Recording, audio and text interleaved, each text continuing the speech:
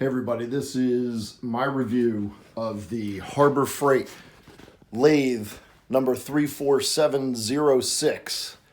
You'll find it on sale for, starts around $329, and then on sale I was able to get this for about, I think came after all the discounts that Harbor Freight had, was about $250 in that range. Not bad for $250.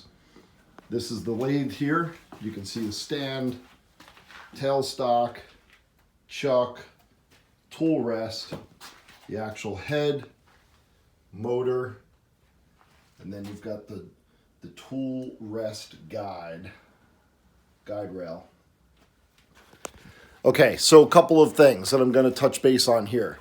Now, first, this is on the lower end as far as pricing goes, but that doesn't mean that it's not of decent quality. There are a few things that I'm going to point out to you about this lathe that are going to answer some of your questions on whether this is good or bad, or I see some posts on there about certain things that wouldn't tighten up or wouldn't work in certain ways, and I'm going to tell you about this specific lathe. So let's get started. First, the tool stand. So the stand that comes with the lathe, it is metal. It does have metal brackets and braces that go underneath, and they do secure underneath of the lathe.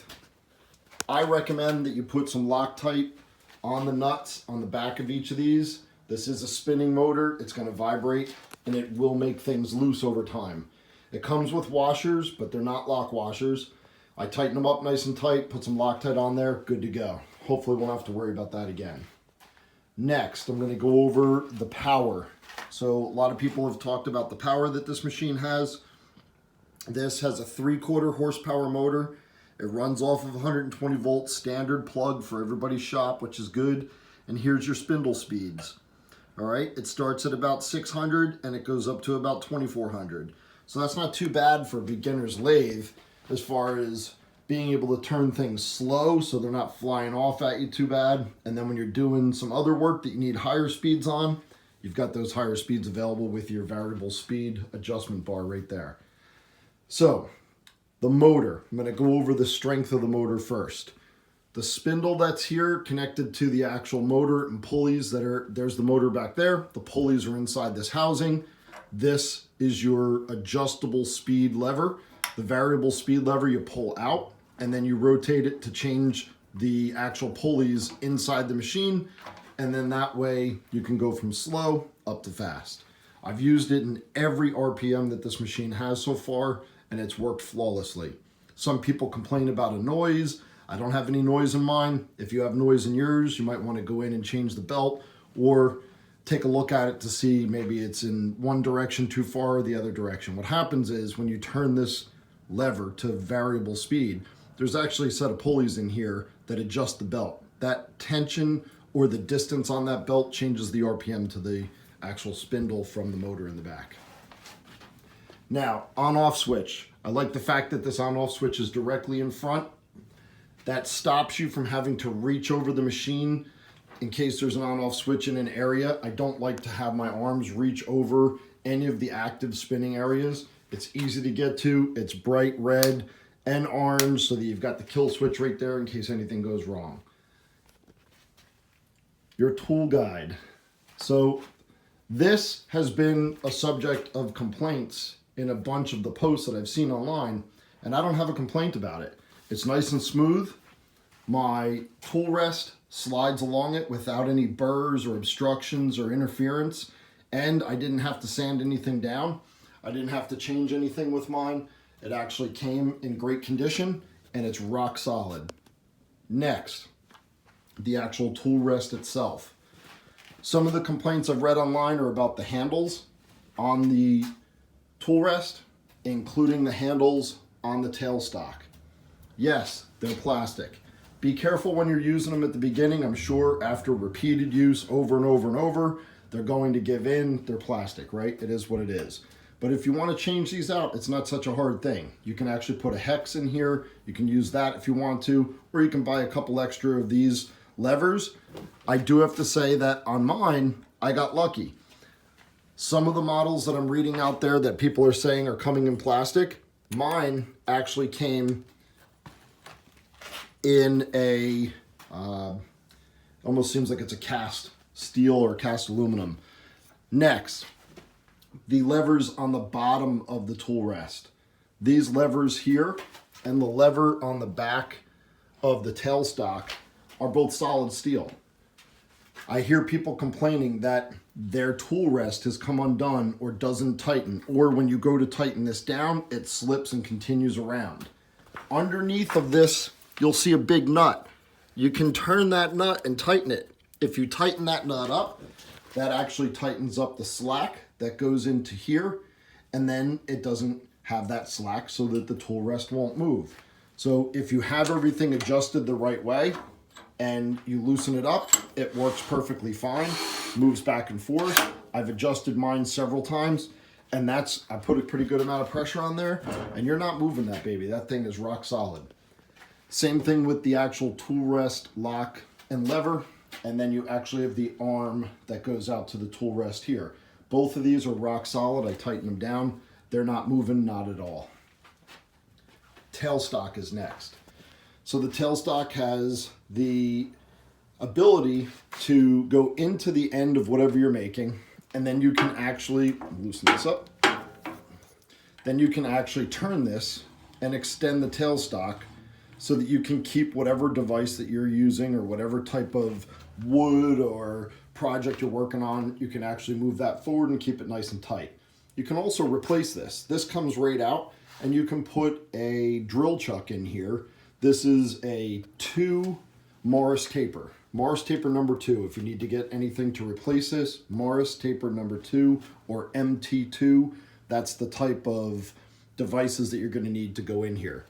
If you look at some of the detail, they actually have some measurements in here in centimeters and inches. So if you want to measure how far you're turning, you can become used to the accuracy of your tool. Now, I don't have any play in this whatsoever. I am moving that as hard as I can. There is no play. I don't have any movement. I don't have any slack.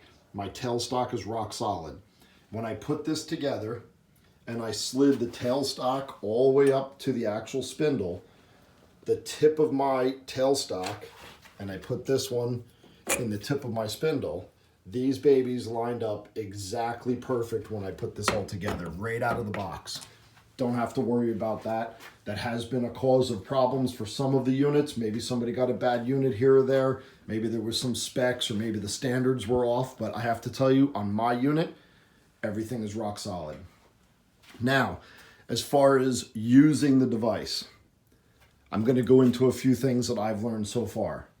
One, the device comes with an actual faceplate that mounts on here. You can use that faceplate if you want to hook into your stock.